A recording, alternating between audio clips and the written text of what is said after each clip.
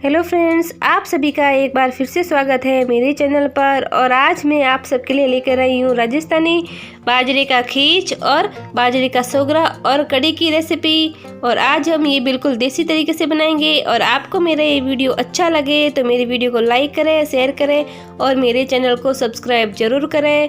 और हमने इस तरह से मकर संक्रांति पर बाजरे का खीच और बाजरे का सोगरा और कड़ी बनाई है, तो आप भी ज़रूर बनाएं, ट्राई करें। इन सर्दियों में आप एक बार ये रेसिपी ज़रूर ट्राई करना, बहुत ही अच्छी बनती है।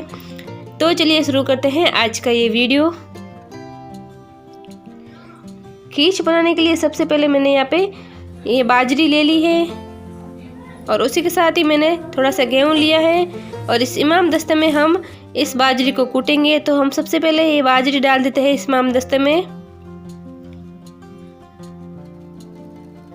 और उसी के साथ ही हम इसमें थोड़े से गेहूँ डाल देते हैं और थोड़ा सा हम इसमें पानी डाल देते हैं। और अभी हम इसको कूटेंगे।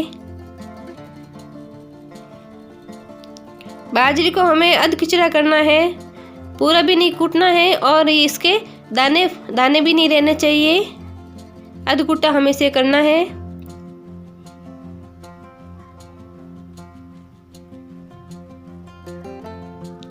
और हमारे राजस्थान में मकर संक्रांति पर इस तरह से बाजरे का खीच जरूर बनाया जाता है। और इस तरह से हम सारी बाजरी को कूट के तैयार करेंगे।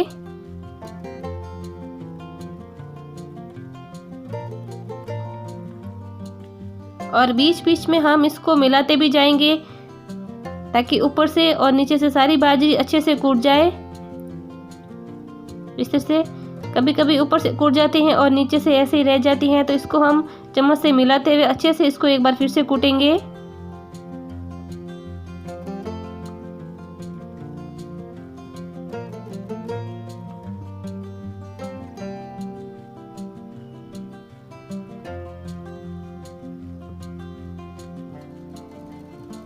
और अभी आप देख सकते हैं हम हाथ में इस तरह से ले रहे हैं बाजरी, कूटी हुई बाजरी। तो इस तरह से मुट्ठी बन रही है। तो अभी हमारी बाजरी खीच बनाने के लिए तैयार है। इसको हमें इससे ज़्यादा नहीं कूटना है, ये अध खिचड़ी हो गई है। तो इस कुटी हुई बाजरी को हम एक बर्तन में निकाल देते हैं।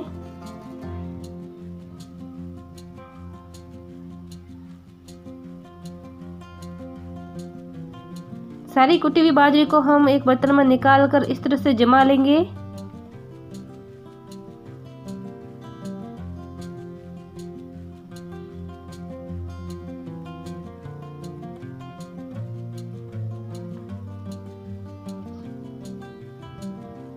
और इस तरह से बस एक बर्तन में जमा कर इसके ऊपर ढक्कन लगाकर हम इसको 1 घंटे तक ऐसे ही रख देते हैं।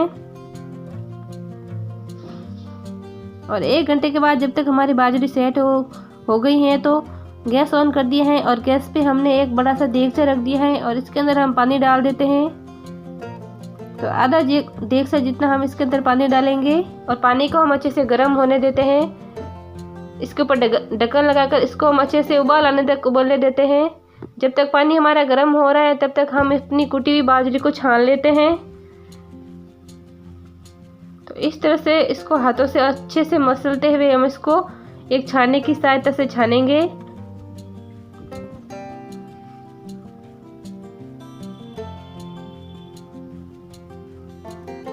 और इस तरह से छाने से इस बाजरी का जो एक्स्ट्रा कचरा होता है वो सारा अलग हो जाता है।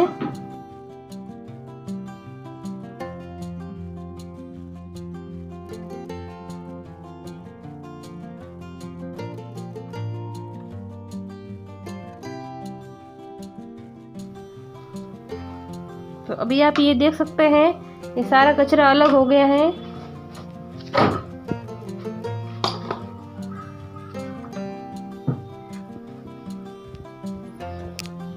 ये देख सकते हैं। इस तरह से अगर हम खीच बना के खाएं तो ये बहुत ही ज़्यादा टेस्टी बनता है। आप चाहे तो मिक्सी में अभी इस बाजरी को ग्राइंड कर सकते हैं। तो ये खीच बनाने के लिए हमारी बाजरी ऑलमोस्ट अच्छे से तैयार है। और यहाँ पे हमारा पानी भी अच्छे से बॉईल हो गया है। तो इस कुटी हुई बाजरी के अंदर हम डाल देते हैं ये मूंग की दाल 1 कटोरी। और अभी हम इसके अंदर डाल देते हैं ये कुटी हुई बाजरी और ये मूंग की दाल जिसको अभी हमने डाला था, इसको इस उबलते हुए पानी में डाल देते हैं।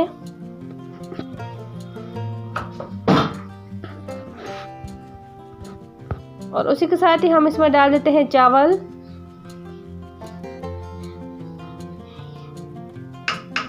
आधी कटोरी हमने इसमें चावल डाल दिए हैं। और उसी के साथ ही हम इसमें डाल देते हैं नमक 2 चम्मच, ये छोटे चम्मच है 2।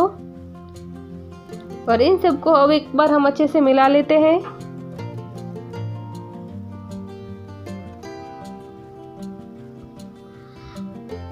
और उसके बाद हम इसके ऊपर ढक्कन लगाकर धीमी आंच पर हम इस खींच को अच्छे से पकने देते हैं। और बीच बीच में हम इसको चलाते जाएंगे चम्मच से, ताकि ये नीचे से चिपके भी नहीं।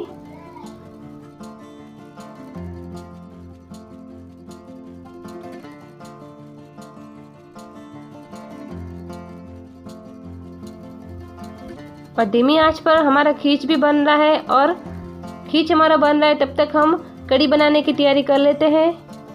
तो कढ़ी बनाने के लिए सबसे पहले मैंने यहाँ पे हरी मिर्च और हरे प्याज को लिया है। और उसी के साथ ही मैंने यहाँ पे थोड़ी सी कड़ी पत्ते भी लिए हैं। तो सबसे पहले हम हरी मिर्च को कट कर लेते हैं। और उसी के साथ ही हम हरे प्याज को भी कट कर लेते हैं।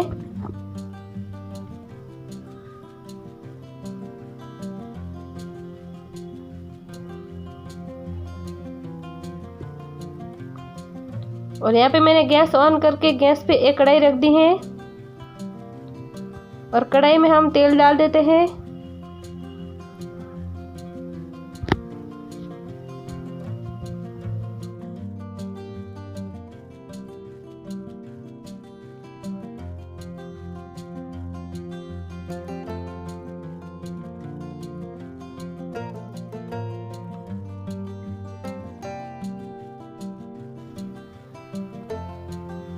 और तेल के साथ ही हम इसमें 1 चम्मच घी भी डाल देते हैं।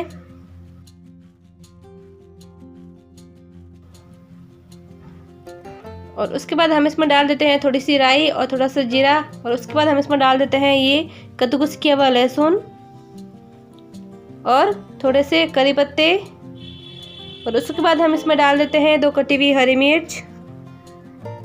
इन सबको एक बार हम अच्छे से मिला लेते हैं। और उसके बाद हम इसमें डाल देते हैं ये कटे हुए हरे प्याज।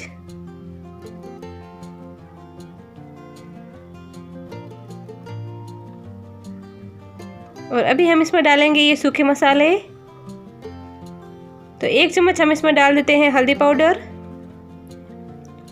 2 चम्मच हम इसमें डाल देते हैं पिसे हुए धनिया पाउडर, और 2 चम्मच हम इसमें डाल देते हैं पिसी हुई लाल मिर्च पाउडर। नमक डाल देते हैं स्वाद के अनुसार। इन सब मसालों को हम अच्छे से पकाएंगे।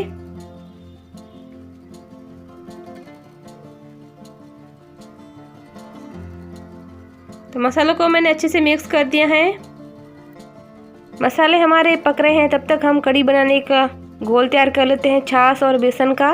उसके लिए मैंने एक भगोने में छाछ ले ली है और उसके अंदर हम ये बेसन डाल देते हैं। आधी कटोरी बेसन लिया है।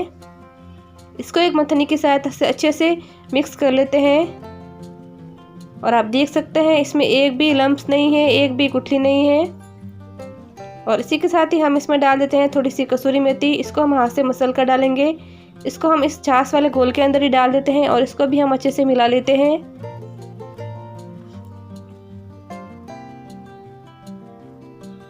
और यहाँ पे हमारा मसाला भी अच्छे से पक चुका है। तो इसके अंदर हम ये घोल डाल देते हैं बेसन और छाछ का।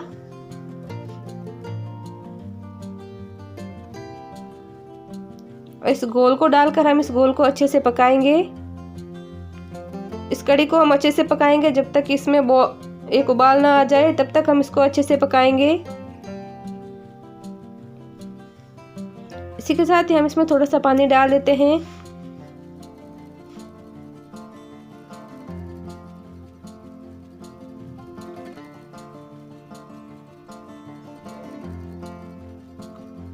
और बीच बीच में हम अपने खींच को भी चेक करते जाएंगे, क्योंकि इसमें चम्मच हिलाना ज़रूरी होता है, क्योंकि ये नीचे से चिपक भी सकता है। तो बीच बीच में इसे मिलाते रहें, चलाते रहें। तो अभी हमारा खींच पका नहीं है, इसको हम एक बार फिर से ढक्कन लगाकर अच्छे से पकने देते हैं, ढक्कन लगाकर धीमी आंच पर।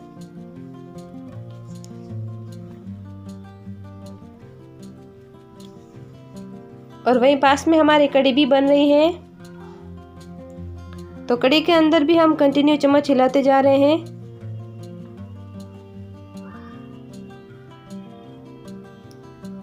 तो कढ़ी और खींच तो हमारा बन रहा है, और उसके बाद हम बनाएंगे बाजरे की सोगरा।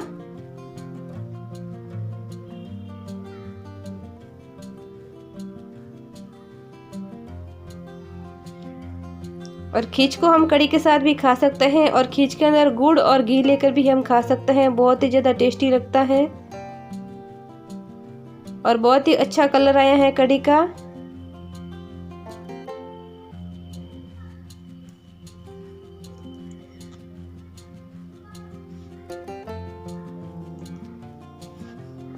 तो लगातार हम चम्मच हिलाते जा रहे हैं जिससे कि हमारी कढ़ी फटे नहीं।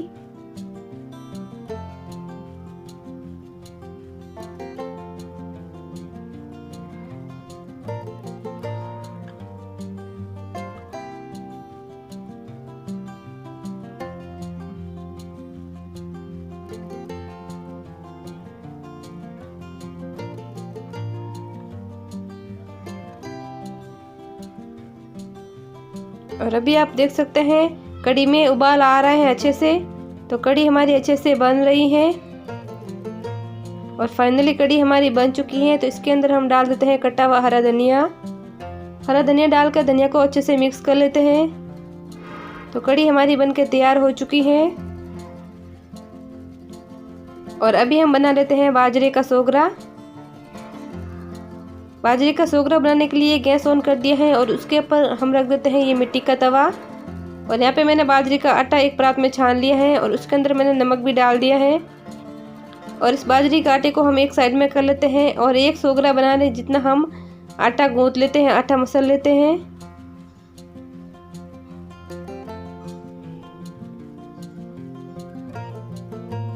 आटे को हम अच्छे से मसलते हुए तैयार करेंगे। और बाजरे के सोगरे का आटा एक साथ नहीं मसला जाता है। जितने सोगरे बनाने हैं, अगर एक सोगरा बनाना है तो एक सोगरे का ही आटा मसल कर तैयार किया जाता है।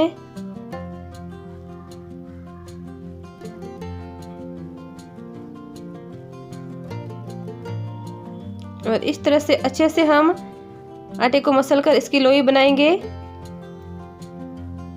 और उसके बाद हाथ पे हम थोड़ा सा सूखा आटा लगा लेते हैं बाजरे का, और इस तरह से इस लोई को पतला करते हुए हम इसका सोगरा बना के तैयार करेंगे।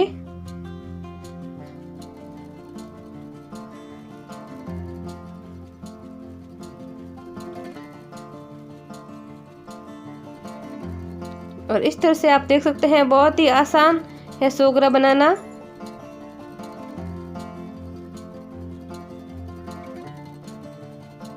ये देख सकते हैं बहुत ही अच्छे से हमारा सोगरा बनके तैयार हो गए हैं। और इस सोगरे को मैंने रख दिया है इस मिट्टी के तवे पे। और ये सोगरा हमारा पक रहा है, जब तक हम ये दूसरा सोगरा बना के तैयार कर लेते हैं। और इस वाले सोगरे को भी हम पलट लेते हैं एक चिमटे की सहायता से।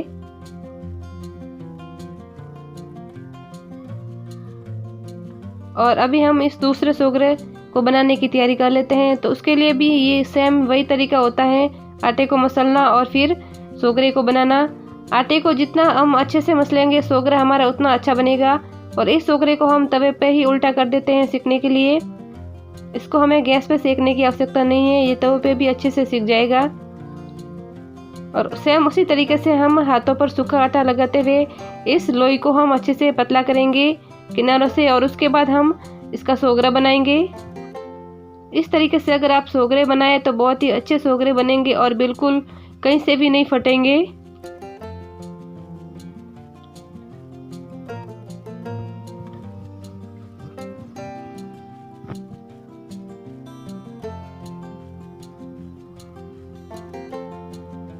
और इस तरीके से हमने सारे सोगरे बना के तैयार कर लिए हैं। और ये आप देख सकते हैं बहुत ही अच्छा और बड़ा सोगरा बनाया है।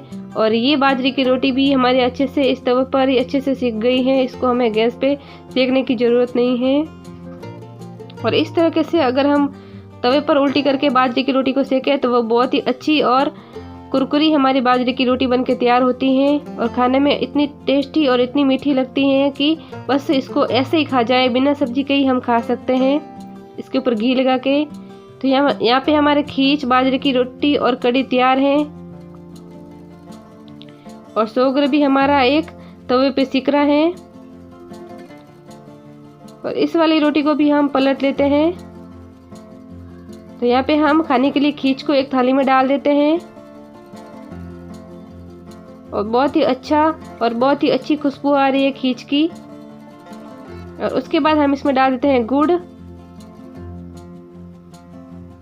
और उसी के साथ ही हम इसमें डाल देते हैं देसी घी गाय का। और उसके बाद हम इस गर्मा गर्म खीच को खाएंगे तो ये बहुत ही ज़्यादा टेस्टी लगता है।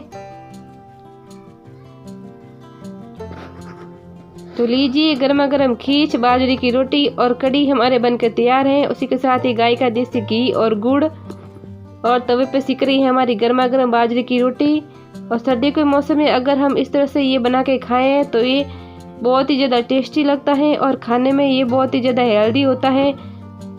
तो आपको मेरा ये वीडियो कैसा लगा मुझे कमेंट करके ज़रूर बताना। और आप भी इस तरीके से अपने घर पर बाजरे का खीच और बाजरे की रोटी और कड़ी जरूर बनाएं इन सर्दियों में। आपको मेरा ये वीडियो अच्छा लगे तो मेरी वीडियो को लाइक, शेयर और मेरे चैनल को सब्सक्राइब जरूर करें। फिर मिलेंगे ऐसे ही एक नई रेसिपी के साथ, तब तक मेरे चैनल पर बने रहिए। Thank you.